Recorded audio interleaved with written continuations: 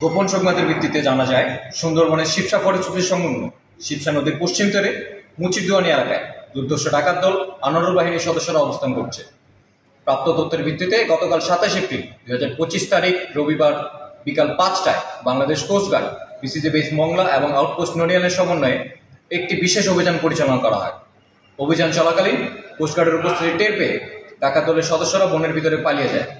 পরবর্তীতে উক্ত এলাকায় সাঁড়াশি অভিযান পরিচালনা করে একটি একনলা বন্দুক ও ৫ রাউন্ড তাজা কার্তুজ সহ দুর্ধর্ষ ডাকাত আনোয়ারুল বাহিনীর কুখ্যাত সদস্য মোহাম্মদ বিলাল হোসেনকে আটক করা হয়।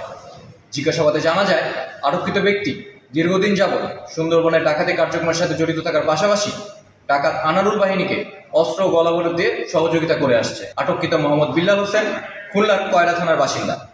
উদ্ধারকৃত অবৈধ অস্ত্র ও গোলাবারুদ সহ আটককৃত ব্যক্তির বিরুদ্ধে পরবর্তী আইনানুগ ব্যবস্থা গ্রহণের জন্য দাকব থানায় হস্তান্তরের কার্যক্রম প্রক্রিয়াধীন রয়েছে।